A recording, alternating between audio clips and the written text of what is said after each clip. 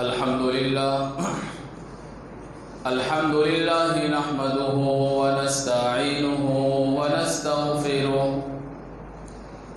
ونؤمن به ونتوكل عليه ونعوذ بالله من شرور أنفسنا ومن سيئات أعمالنا من يهده الله فلا مضل له ومن يضلله فلا هادي له ونشهد أن لا إله إلا الله وحده لا شريك له ونشهد أن سيدنا وسندنا ومولانا محمدا عبده ورسوله أرسله الله تعالى بالحق إلى كافة الناس بشيرا ونذيرا وداعيا إلى الله بإذنه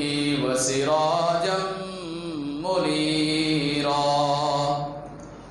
أما بعد فقد قال الله تبارك وتعالى في كتابه المجيد والفرقان الحميد أعوذ بالله من الشيطان الرجيم بسم الله الرحمن الرحيم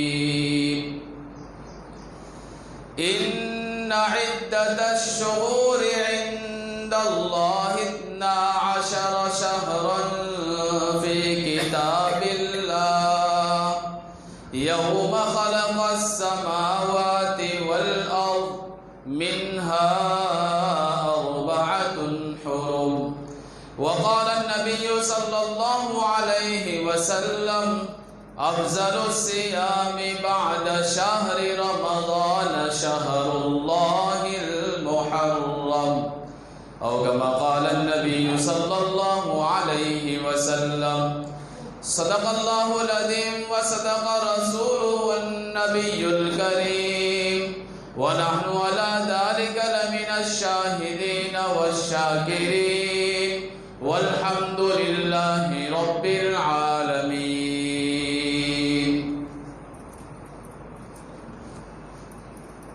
مسجدیں ویران کر کے وہ بازار سجا رہے ہیں، مسجدیں ویران کر کے وہ بازار سجا رہے ہیں، اس قوم کے نوجوان سنت بھلا رہے ہیں. جس نبی کو ناپسند تھے یہ شور شرابے، جس نبی کو ناپسند تھے یہ شور شرابے، اسی کے نوازے کا ڈھول کے ساتھ غم منا رہے ہیں. کب لگائے تھے صحابہ نے بازاروں میں ڈیرے، غم حسین کی آڑ میں بدعت پھیلا رہے ہیں. وقت شہادت بھی تھی حسین کو نماز کی فکر، وقت شہادت بھی تھی حسین کو نماز کی فکر، آج وہ لوگ نماز گوا کر ماتم منا رہے ہیں. کتاب و سنت کا دامن چھوڑ کر کیوں لوگ، کتاب و سنت کا دامن چھوڑ کر کیوں لوگ ثواب کی آڑ میں گناہ کما رہے ہیں. اللہ جل جلالہ و عم نوالہ نے جس دن سے آسمان و زمین کو پیدا کیا ہے، اسی دن سے وقت اور رات اور دن کی پہچان کے لیے اور دنیا کے انسانوں کی آسانی کے لیے اللہ تبارک و تعالی نے سال کے 12 مہینے مقرر فرمائے ہیں. یوم خلق السماوات والارض، محرم الحرام سے لے کر ذوالحجۃ الحرام تک اسلامی 12 مہینے ہیں. ان کے نام آج سے نہیں، کچھ سال پہلے سے نہیں، بلکہ آسمان و زمین کی پیدائش کے ساتھ ہی اللہ نے مقرر فرما دیے تھے، جسے اسلامی مہینوں کے نام سے یاد کیا جاتا ہے۔ لیکن ان اسلامی مہینوں کے اندر 4 مہینے ایسے ہیں جو بڑے قابل احترام ہیں، بڑے قابل ادب ہیں، بڑے حرمت اور عظمت والے ہیں۔ ان میں 3 مہینے مسلسل ہیں۔ پہلا مہینہ ذوالقعدۃ الحرام ہے، دوسرا مہینہ جو اس کے بعد مسلسل آ رہا ہے، یعنی اس کے ساتھ پیوستہ ہے، وہ ذوالحجۃ الحرام ہے، اور اس کے بعد تیسرا مہینہ جو لگاتار آ رہا ہے وہ محرم الحرام کا مہینہ ہے، اور چوتھا مہینہ رجب المرجب کا مہینہ ہے۔ منہا اربعۃ حرم، ان میں 4 مہینے حرمت والے ہیں، ادب والے ہیں، اللہ کے نزدیک بڑے قابل تعظیم ہیں، قابل احترام ہیں۔ ان 4 مہینوں کی عظمت اللہ کے یہاں جو ہے بڑی اہمیت کے حامل ہے۔ ان 4 مہینوں کے اندر سے 2 مہینے ہمارے سامنے گزر چکے، اب تیسرا مہینہ جو اسلامی سال کے آغاز کا پہلا مہینہ ہے، اسلامی کیلنڈر کا پہلا مہینہ ہے، اسے لوگ ماہ محرم الحرام کے نام سے یاد کرتے ہیں۔ اس مہینے سے ہم گزر رہے ہیں۔ محرم کا مہینہ اپنی خصوصیات کی وجہ سے، اپنے امتیازات کی وجہ سے، اپنے دامن میں الگ واقعات کو سمیٹے ہوئے ہونے کی وجہ سے ایک الگ شناخت رکھتا ہے، الگ پہچان رکھتا ہے، اس لیے کہ یکم محرم الحرام کی تاریخ اور ماہ محرم کی پہلی ہی تاریخ مسلمانوں کو اور محمد الرسول اللہ کے غلاموں کو اور امت مسلمہ کے ایک فرد کو کبھی عمر فاروق کی شہادت کا واقعہ سناتا ہے، تو کبھی 10 محرم کے اندر میدان کربلا کے اندر خون آشام تلواروں کے سائے کے اندر نواسہ رسول فاطمہ کے لخت جگر حیدر کرار کے نور نظر کو کرتا ہوا دکھا رہا ہے، اور اسی مہینے کے اندر موسیٰ علیہ السلام کو فرعون کے ظلم و ستم سے نجات دیتا ہوا دکھا رہا ہے، اور کئی واقعات ماہ محرم اپنے دامن میں سمیٹے ہوئے ہیں۔ اس لیے ماہ محرم یہ اپنی الگ شناخت رکھتا ہے، اور کیوں نہ رکھیں جبکہ آقا دو جہاں حضرت محمد الرسول اللہ صلی اللہ علیہ وسلم نے اس کے فضائل سے آگاہ کیا، اس کی برکات سے آگاہ کیا، اور اس کی فضیلتیں امت کے سامنے کھول کھول کر بیان کی ہے۔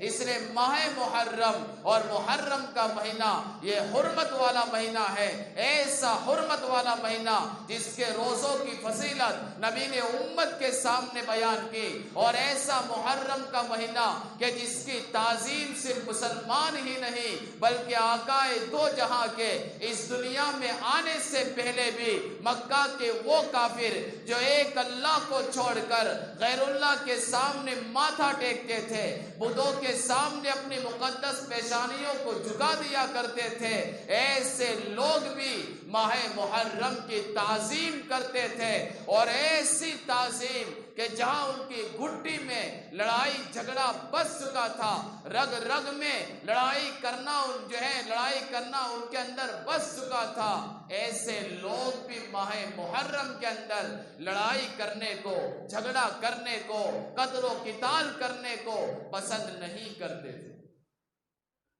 تو ماہ محرم یعنی محرم کا مہینہ یہ بڑا قابل عظمت، بڑا قابل ادب ہے، اور قرآن و حدیث کے اندر اس مہینے کو شہر الحرام کہا گیا، یعنی یہ مہینہ حرمت والا ہے۔ کبھی اس مہینے کو شہر اللہ ہی کہا گیا، یعنی مہینہ اللہ کا مہینہ ہے۔ امام نووی فرماتے ہیں اس مہینے کو شہر اللہ کہنے سے بڑھ کر اس مہینے کی فضیلت اور کیا ہو سکتی ہے، اس لیے کہ اللہ جس مہینے کو اپنے نام کے ساتھ منسوب کر دے اور اپنے نام کے ساتھ جوڑ دے، اس مہینے کی فضیلت کے لیے، اس مہینے کی تقدیس کے لیے، اور اس مہینے کے قابل عظمت ہونے کے لیے اس سے بڑھ کر اور کوئی فضیلت نہیں ہو سکتی۔ نبی کریم صلی اللہ علیہ وسلم نے فرمایا افضل الصیام بعد شہر رمضان شہر اللہ المحرم، ماہ رمضان کے بعد اگر کسی مہینے کے روزے بڑے بابرکت ہیں، بڑے بافضیلت ہیں، تو وہ صرف محرم کے مہینے کے روزے ہیں۔ رمضان کے بعد جتنے مہینے ہیں، اس سے پہلے جتنے مہینے ہیں، رمضان کے علاوہ اگر کوئی مہینہ ایسا ہے جس میں روزوں کا ثواب بڑھ جاتا ہے تو وہ صرف محرم الحرام کا مہینہ ہے۔ اسی لیے عبداللہ ابن عباس رضی اللہ تعالی عنہ فرماتے ہیں کہ محرم کے روزے کے بدلے میں، یعنی محرم کے ایک روزے کے بدلے میں اللہ تعالیٰ 30 روزوں کا ثواب اس کے نامہ اعمال میں لکھتا ہے۔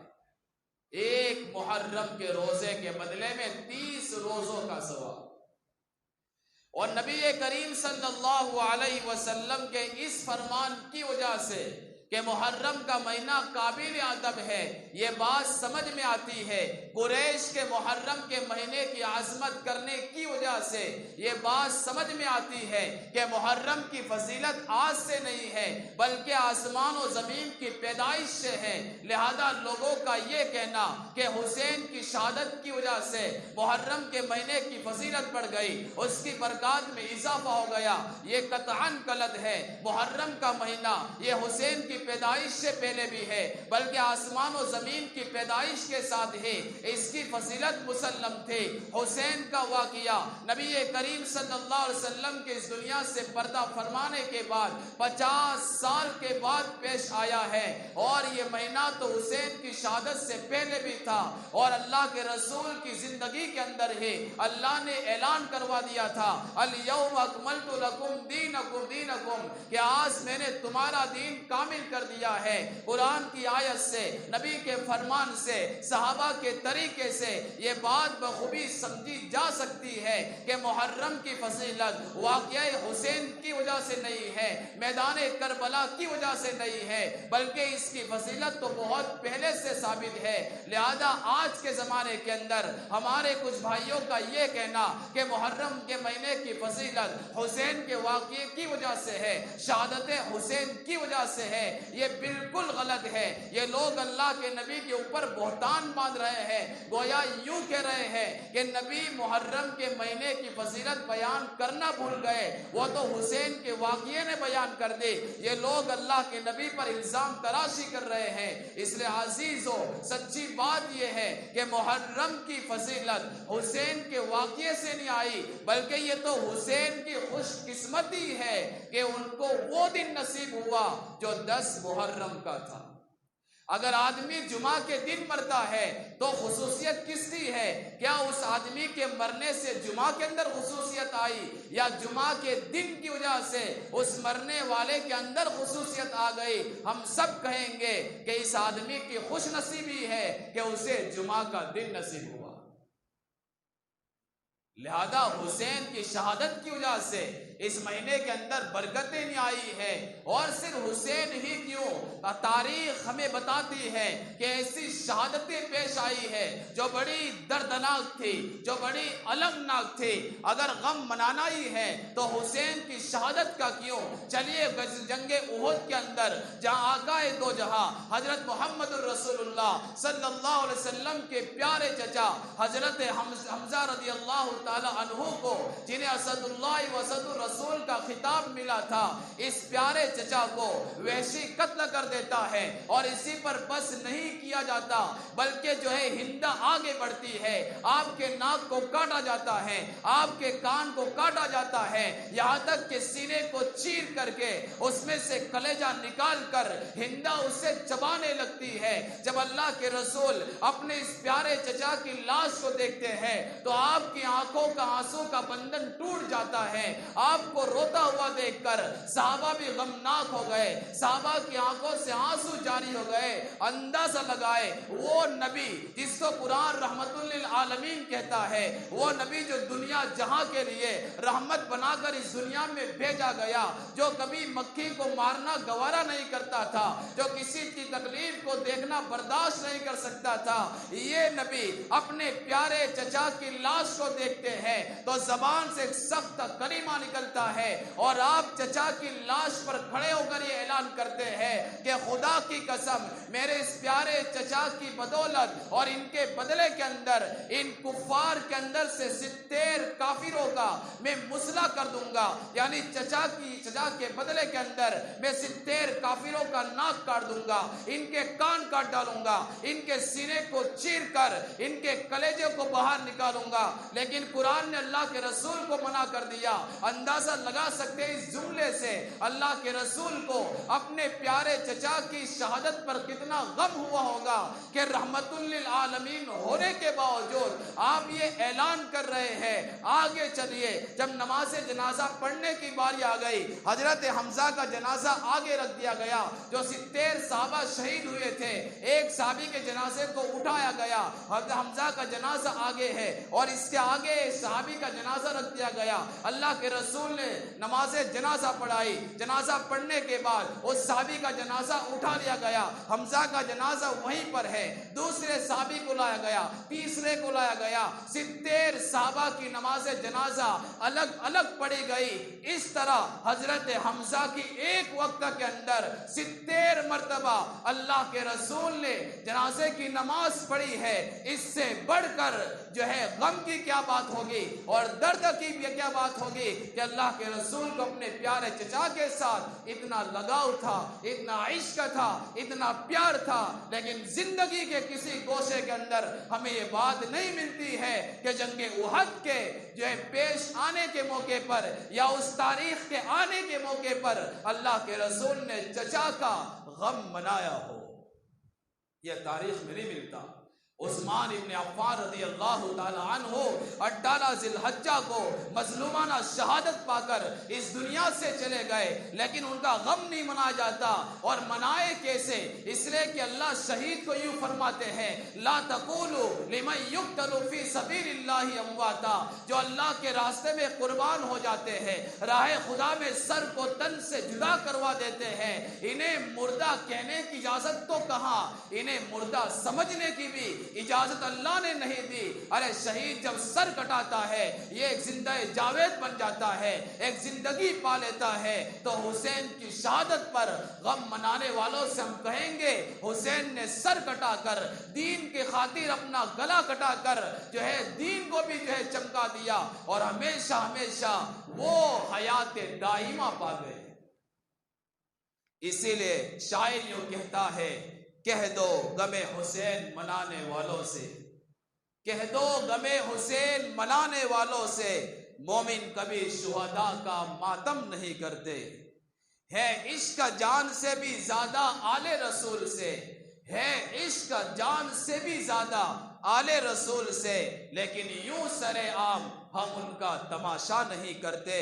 روئے وہ جو منکر ہے شہادت حسین کے، ہم زندہ جاوید کا ماتم نہیں کرتے۔ اگر یہ باتیں سمجھ میں نہیں آتی، میں آپ کو ایک مثال دیتا ہوں، سمجھ جائیں گے۔ ہندوستان کے اوپر، اپنی دھرتی کے اوپر، جسے ہمارے بھائی ماں کہتے ہیں، اپنے وطن کے خاطر جب ہندوستان کی بارڈر کے اوپر ایک آرمی اپنی جان نچھاور کرتا ہے اپنے دیش کے لیے، اپنے وطن کے لیے، تو اس کی ماں اس پر روتی نہیں ہے بلکہ فخر محسوس کرتی ہے اور اسے شہید وطن کہا جاتا ہے۔ جب ایک ہندوستان کے لیے آرمی اپنا سر کٹاتا ہے تو لوگ خوشیاں مناتے ہیں، جو فخر سے مائیں بات کہتی ہے کہ میرا بیٹا وطن کے لیے قربان ہو گیا۔ تو پھر کیا وجہ ہے کہ نواسہ رسول اپنا سر دین کی سر بلندی کے لیے کٹاتا ہے تو لوگ اس کے لیے غم مناتے ہیں. کہاں سے جائز ہوگا غم منانا؟ اس لیے کہ حسین مرے نہیں ہیں. حسین تو ہمیشہ کی زندگی پا کر اس دنیا سے چلے گئے ہیں اور جاتے جاتے امت مسلمہ کے ایک ایک فرد کو یہ پیغام دے کر گئے کہ جب بھی تمہارے سامنے کبھی میدان کربلا سج جائے تو حسین کی ادا کو یاد رکھنا کہ کبھی ظالم کے سامنے سر جھکانا نہیں. حسین کے نقش قدم پر چل کر سر کٹا تو سکتے ہو لیکن تمہیں سر جھکانے کی اجازت نہیں ہے.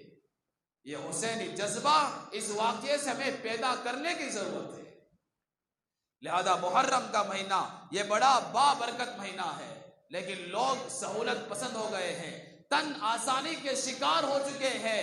وہ حسین کی آڑ میں انہیں حلوہ پوری کھانے کا شوق ہو چکا ہے. حسین کے نام پر کھچڑا بنا کر کھا کھا کر لوگوں کے اندر تقسیم کرنے کا رواج بن چکا ہے. حسین کے نام پر سبیلے لگانے کا رواج بن چکا ہے. اور ہم جب کہاں جائیں ان کو کہ بھائی سبیلے کیوں لگاتے ہو تو سوال جواب دیتے ہیں کہ پانی پلانا کیا گناہ کی بات ہے؟ شربت پلانا کیا گناہ کی بات ہے؟ میں تو یہ کہتا ہوں واقعی گناہ کی کوئی بات نہیں ہے لیکن 10 محرم کو ہی کیوں؟ ارے ہم تو پورے سال آپ کا شربت پینے کے لیے تیار ہے, پورے سال ہی پلاؤ ہمیں.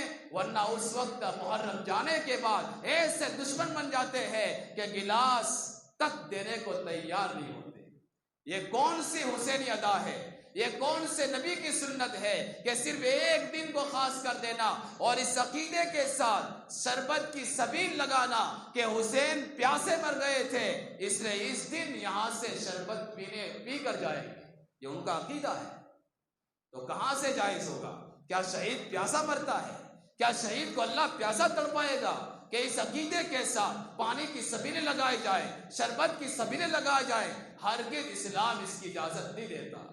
نہ نماز کی پرواہ ہے نہ کسی اور کی پرواہ ہے. اسلام تو یوں کہتا ہے کسی کو تکلیف دینا جائز نہیں. پھر حسین کے نام پر روڑوں کو بلوک کر دینا, راستوں کو بند کر دینا اور تماشا بنا کر لوگوں کی نیند میں خلل ڈالنا, ان کے نام پر محفلیں سجانا, ان کے نام پر ڈھول تاشے بجانا اور ان کے نام پر میوزک کی دھن پر تھرانا اور ناچنا گانا جس کو نبی ختم کرنے کے لیے آئے تھے, آج اسی نواز رسول کے نام پر امت مسلمہ سب کچھ کر رہی ہے. اس عزیز ماہ محرم چل رہا ہے, محرم کا مہینہ ہے. کرنے کے کام جو نبی نے بتلائے ہیں ہمیں کرنے کی ضرورت ہے. اللہ کے رسول نے جہاں محرم کے روزوں کی فضیلت کو بیان کیا, اللہ کے رسول جب تک مکہ میں رہے اس وقت بھی اللہ کے رسول 10 محرم کا جسے عاشورہ کا دن کہا جاتا ہے روزہ رکھتے تھے. اور امی عائشہ فرماتی ہے کانت قریش تصوم فی الجاہلیہ یوم عاشورہ, کہ قریش کے لوگ بھی زمانہ جاہلیت کے اندر عاشورہ یعنی 10 محرم کا روزہ رکھتے تھے. اللہ کے رسول بھی رکھتے تھے. فلما ہاجر الی المدینہ صامہ وامر بصیامہ, جب اللہ کے رسول مدینہ آ گئے آپ نے خود روزہ رکھا اور صحابہ کو روزہ رکھنے کا حکم دیا. اور یہ فرمایا یہ وہ دن ہے اس دن میں اللہ تعالیٰ نے موسیٰ علیہ السلام کو فرعون کے چنگل سے اس کے ظلم و ستم سے آزاد کیا تھا. یہ وہ دن ہے, اس سے روزہ رکھو. اللہ کے نبی سے کہا گیا انہو یوم تعظمہ الیہود والنصارى, اللہ کے رسول 10 محرم کا دن تو وہ دن ہے کہ اس کی عظمت یہودی بھی کرتے ہیں اور روزہ رکھتے ہیں. تو اللہ کے رسول نے فرمایا وَلَمَّا كَانَ الْعَامُ الْمُقْبِلُ, جب آئندہ سال آئے گا تو میں 2 روزے رکھوں گا. اسلام نے فرمایا صوموا قبلہ او بعدہ, کہ 10 محرم سے ایک دن پہلے کا بھی رکھو یا 10 محرم کے بعد والے دن کا بھی رکھو. اسے علماء نے فرمایا کہ ایک روزہ رکھنے کے بجائے اس کے ساتھ 90 کا روزہ ملا لو یا 10 کے ساتھ 11ویں کا ملا لو. کیوں؟ تاکہ یہودیوں کی مخالفت ہو جائے. اس سے اللہ کے رسول نے فرمایا ہے خالفوا فیہ الیہود, کہ اس دن یہودیوں کی مخالفت کرو.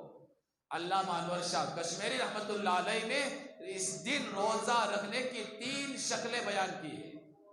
پہلی شکل 9ویں 10ویں 11ویں یعنی مسلسل 3 دنوں کا روزہ رکھا جائے, کیونکہ حدیث میں ہے قبلہ او بعدہ, ایک دن پہلے کا رکھو یا ایک دن بعد والے کا بھی رکھو، تو بہتر اور افضل شکل یہ ہے کہ مسلسل 3 دن کا روزہ رکھا جائے۔ اور اگر ہم یوں کہیں کہ تاریخ کے اعتبار سے کہ 10 محرم جمعرات کے دن ہے، تو گویا بدھ کا بھی رکھا جائے، جمعرات کا بھی رکھا جائے اور جمعہ کا بھی رکھا جائے، یہ سب سے بہتر شکل ہے۔